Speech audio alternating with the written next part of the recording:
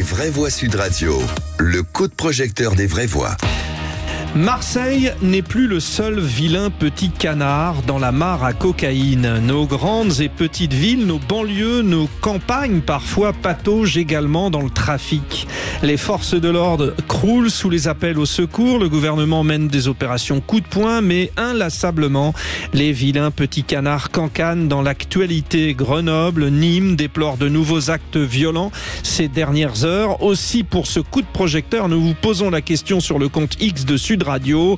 L'État a-t-il les moyens de reconquérir les quartiers gangrénés par les trafics de drogue? Nous avons la chance d'avoir Rudy Mana, le porte-parole du syndicat Alliance Police. Bonsoir Rudy. Bonsoir à vous, bonsoir à tous. Merci d'être avec nous. Rudy, déjà, peut-être un rappel, je donnais l'explication de l'actualité au quartier Pisevin de Nîmes. C'est assez fou parce qu'on avait une auditrice qui nous avait appelé en disant « Ça y est, c'est bien, de nouveau, il y a des commissariats de quartier, mais on sait très bien que ça va exploser. » Et le soir même, ça a explosé. Alors, pas le commissariat, mais à côté. Qu'est-ce qu'on peut dire encore? Est-ce que c'est vraiment une pression à Nîmes sur le commissariat? Oui. Alors, on ne sait pas encore, l'enquête est en cours, la police technique et scientifique a fait un travail remarquable, il va y avoir des auditions de témoins, on va vite savoir déjà si c'est un incendie criminel, parce qu'on n'a pas encore identifié si c'était accidentel ou criminel. Si c'est un incendie criminel, il faut déterminer si c'est le premier commerce, à savoir la boucherie qui est visée, ou alors si c'est le poste de police qui est visé. Ça, c'est les enquêteurs qui vont le déterminer, mais vous savez, moi j'habite Marseille, et malheureusement, Marseille, on a eu aussi des commissariats de quartier, des postes de police qui ont brûlé malheureusement. Je pense au quartier de la Cayolle, je pense au quartier de Frévalon il y a plusieurs années, et il y a une actualité beaucoup plus récente où au quartier Félix Piat, qui est l'un des quartiers les plus pauvres d'Europe dans le 3e arrondissement de Marseille, il y a eu 3 véhicules de police sérigraphiés qui ont été brûlés parce que les trafiquants ne supportaient plus que nous fassions des interpellations sur les opérations de police. Donc c'est très difficile de maintenir ces bureaux de police, mais je crois vraiment, et je le dis de manière très claire, je crois que quand on amène de l'État et du service public dans un quartier difficile, ça veut dire que l'État progresse.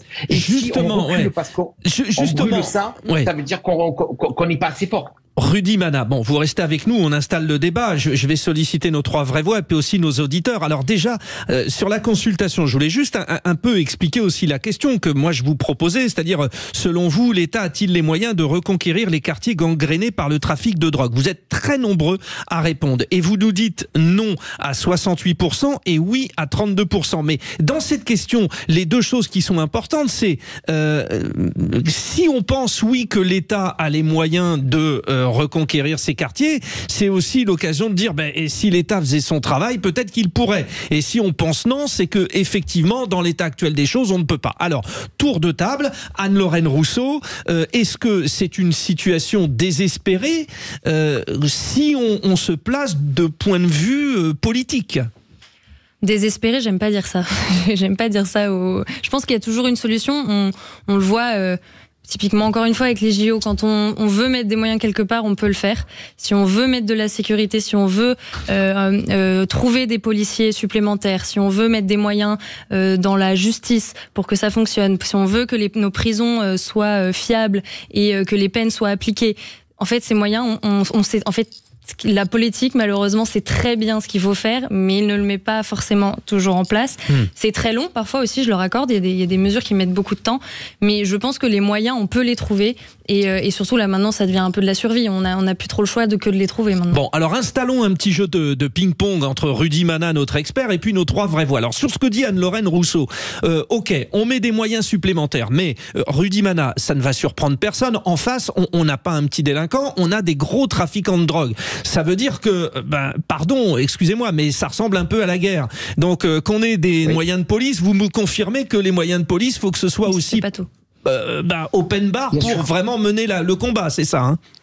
Moi, je suis assez d'accord avec ce qui a été dit. Je crois que, en plus d'une question de moyens, c'est une question de courage. C'est une question de courage politique, tout simplement.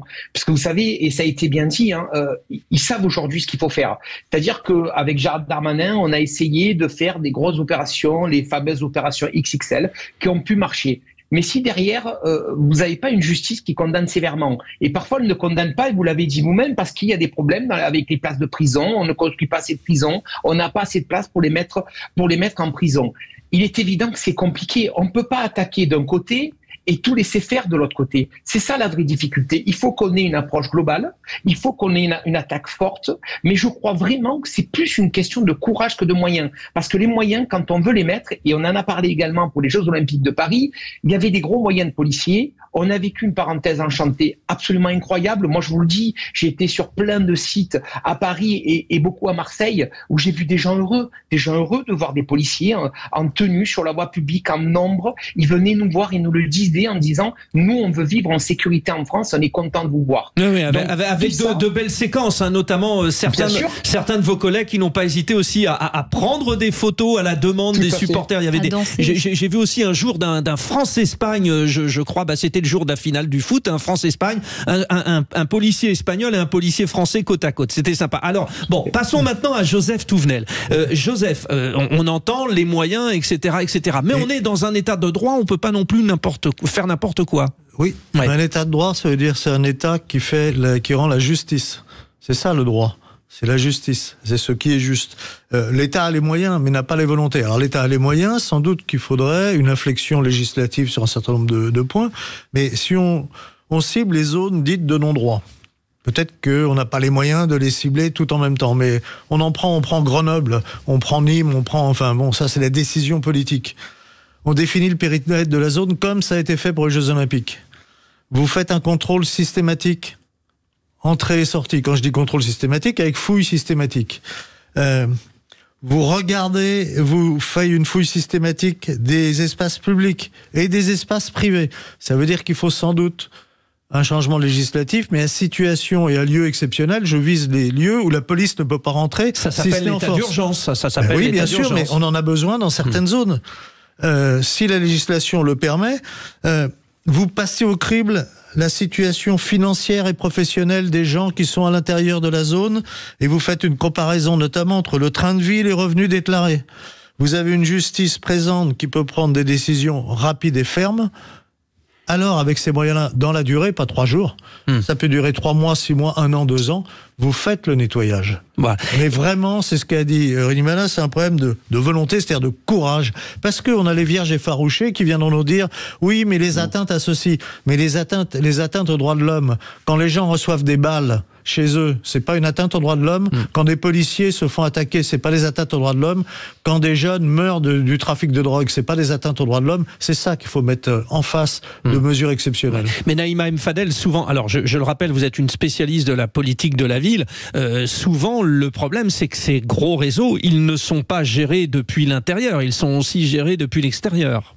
Oui, moi, ce que je vois depuis, vous savez, la politique de la ville, et notamment ces quartiers qui ont commencé à poser problème, si je puis dire. Ça a commencé d'ailleurs avec la délinquance des adolescents, des mineurs déjà. C'est des quartiers qui ont été traités d'une manière, j'allais dire, très laxiste et très misérabiliste. C'est-à-dire qu'on a vu les problèmes de délinquance qui ont commencé fin des années 70, on les a vus par le prisme du social. Et on s'est dit, eh bien, il faut plus d'activités de loisirs, d'activités sociales, etc. Et le tout, même, je dirais, le tout gratuit. Le problème de la politique de la ville et de ces quartiers-là, c'est qu'on a mis beaucoup d'argent. Donc, c'est pour ça qu'il m'est insupportable d'entendre qu'on n'a pas mis les moyens. On a mis énormément de moyens. C'est plus de 150 milliards avec la rénovation urbaine qui ont été mis dans ces quartiers. Oui, mais certains ont été retirés parce les commissariats de quartier, par exemple. Alors, je vais vous dire, aujourd'hui, par exemple, vous savez, la politique de la ville hors rénovation urbaine, ça englobe tout, l'accès social, le financement des personnes qui y travaillent, etc. C'est 11 milliards. Vous vous rendez compte? Donc effectivement, ce qui s'est passé sur les commissariats, moi je les ai connus aussi dans les différentes villes où j'ai travaillé, c'est simple. Souvent on a rénové, on a mis un commissariat de police, une annexe, disons une annexe de police, ça a été incendié. C'est ça la triste réalité. L'année dernière, en juin 2023, qu'est-ce qui s'est passé? Vous avez eu des commissariats qui ont été incendiés, vous avez eu aussi des commissariats annexes qui ont été incendiés. Aujourd'hui, on fait face en fait à une politique publique qui a favorisé l'entre-soi le communautarisme et qui l'a même renforcé. Vous savez, je dis souvent que notre pays se défend d'être communautariste, mais en réalité, il l'est dans ses politiques publiques. Donc on a créé effectivement à notre soir une espèce d'écosystème où les habitants souffrent de cet écosystème, mais il y a aussi une omerta.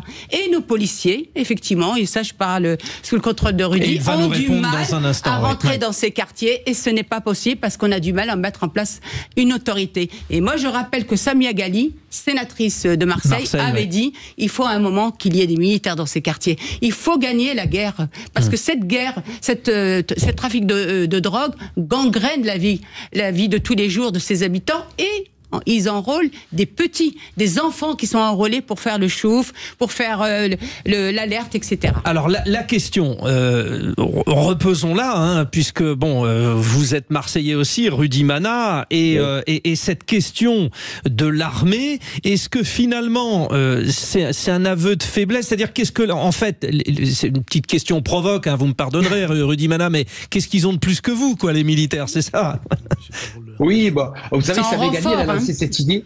Bien sûr, mais Samia Ghali, elle a lancé cette idée il y a 12 ans parce qu'elle n'était pas au pouvoir, et maintenant qu'elle est à la ville de Marseille, elle ne veut plus du tout voir l'armée, encore des fois elle ne veut pas voir les policiers. Donc aujourd'hui, moi je ne suis pas très favorable à l'armée dans les cités. Pourquoi je vous dis ça? Parce que vous savez, si vous donnez les moyens aux policiers, et on a pu le voir pour la cité La Castellane à Marseille, qui est une cité extrêmement connue, où c'est Joseph Toudel qui le disait, on a fait une opération pendant 3 mois, 4 mois, où on contrôlait tous les gens qui rentraient, tous les gens qui sortaient, et on a visité tous les endroits où on était susceptible de pouvoir trouver des produits stupéfiants. Mais vous savez quoi, dans cette cité, on a réussi à remettre de l'ordre. On a des habitants qui sont venus nous voir et qui nous ont dit qu'est-ce qu'on est heureux de vivre comme ça. Donc je crois que vraiment, la police en elle-même suffit. Mais effectivement, aujourd'hui, la difficulté, c'est que quand vous avez un bureau de police qui est incendié, normalement, c'est jusqu'à 10 ans de prison.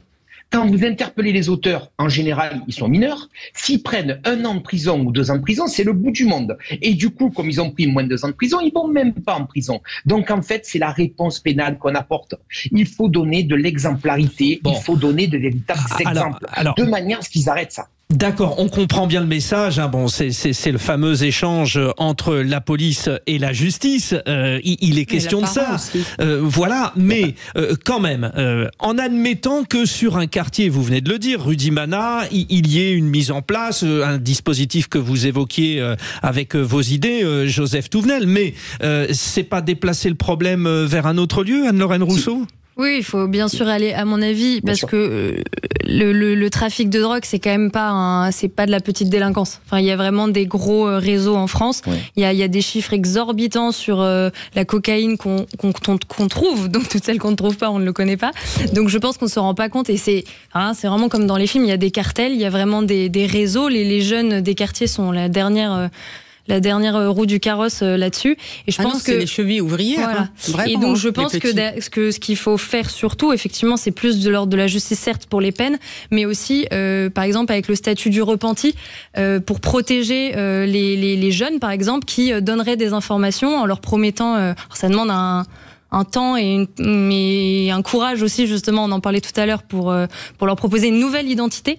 Pour qu'ils puissent refaire leur vie et potentiellement participer avec la police aux recherches et au démantèlement des réseaux. Parce qu'en fait, c'est ça. Mais je reste persuadée, malheureusement, on parlait d'espoir tout à l'heure, qu'on ne démantèlera pas tout. Mais si on peut quand même éviter que des jeunes comme ça se retrouvent dans ce genre de situation et que les riverains puissent vivre un peu plus paisiblement, on aura toujours des trafics de toute façon. Quand on ferme un trou, il y en a un autre qui alors, sort. Justement, et c'est la raison pour laquelle, encore une fois, vous les auditeurs de Sud Radio, vous êtes très très très nombreux sur la consultation X. La question, je le rappelle, l'État a-t-il les moyens de reconquérir les quartiers gangrénés par les trafics de drogue? Vous dites non à 67%. Non à 67%. Ça veut dire que il y a effectivement ces trafics, on vient d'en parler, il y a toutes ces organisations, mais il y a aussi, pardonnez-moi Joseph Touvenel, mais les consommateurs. Moi je croise un voisin dans ma résidence. Alors c'est une belle résidence, j'ai de la chance, voilà. On sent, on a tout de suite compris ce qu'il fumait. Je me dis que oui, mon coco, t'es gentil, je viens de te dire bonjour, mais toi t'es en train d'alimenter un réseau. Il y a aussi les consommateurs, Joseph, quoi. Oui, mais c'est un tout. Mais d'ailleurs, quand on dit contrôle systématique aux entrées et des sorties, vous faites un contrôle systématique, vous imaginez que les consommateurs vont venir ? Non. Non. Alors vous me dites, oui, mais ça va aller ailleurs. Non, mais quand on regagne un terrain et qu'on le conserve, ça permet de s'intéresser à un autre terrain. Et on fait reculer le mal. Alors peut-être qu'on va pas l'éradiquer à 100%. Mais au bout d'un moment, on va être obligé de contrôler toute la France et donc toute la communauté européenne. Non, aussi. parce que faut pas croire ça, parce que nos délinquants qui font ça, quand ils sortent de leur quartier, ils sont plus chez eux.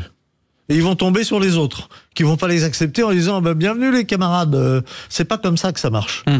Et à un moment donné, on a un flux qui augmente. Il faut stopper au maximum ce flux et le faire régresser. Même si on le fera pas disparaître à 100%, le faire reculer. C'est ce que vient de dire Rudy, les habitants du quartier, eux, ils se posaient pas ces questions d'intellectuels parisiens. Hein. Non, après, ils étaient très contents d'avoir retrouvé la sécurité. Ouais. Et c'est ça qu'il faut mettre en place. Après, il y a une notion de liberté aussi. aussi la responsabilité des parents. Et pour conclure, peut-être Naïma M. Fadel, parce que je l'ai dit, on vous a présenté, vous êtes une spécialiste de la politique de la ville. Bon, vous, à cette question, vous répondez quoi? Oui, on peut lutter contre ces quartiers, enfin contre le trafic qui gangrène ces quartiers? Ah mais oui, moi j'y crois fortement. Je suis d'accord avec ce qu'a dit Rudy, c'est-à-dire de mailler ces territoires-là avec plus de police. C'est-à-dire qu'on ne doit pas se dire la police n'est pas la bienvenue. La police, elle doit être là, elle doit être ferme. Et effectivement, la justice doit être le couple vraiment idéal avec la police, mais aussi la responsabilité des parents. Parce qu'aujourd'hui, les petites mains, c'est des mineurs. C'est des mineurs. Vous vous rendez compte qu'aujourd'hui, on a des 10, 11 ans qui font le chouf. C'est scandaleux, ça. Et à chaque fois qu'on parle de la responsabilité des parents, c'est pareil. Vous avez des cris d'orfraie. Moi, je dis que ceux qui ne veulent pas de cette justice des mineurs, enfin, de la responsabilité des parents, eh bien, il y a non-assistance à personne en danger. Bon, merci. Il y a aussi les mineurs isolés étrangers qui sont enrôlés. Il y a du trafic d'êtres humains derrière. Aussi, bon, on en parlerait des heures. Merci Rudy Mana. Bon, vous savez ce qu'il vous reste à faire. Vous devez apprendre à faire des photos depuis les JO. Merci et bon courage à vous et bien sûr à tous vos collègues et notamment à Marseille, cher Rudy Mana. Merci beaucoup. Les trois vraies voix, vous avez été exceptionnels. Anne-Lorraine Rousseau, Naïma M. Fadel, Joseph Touvenel. Merci à Maxime Sénat à la réalisation. Dans un instant, vos infos sur Sud Radio. Sud Radio. Sud Radio. Parlons vrai. Parlons vrai. Sud Radio. Parlons vrai.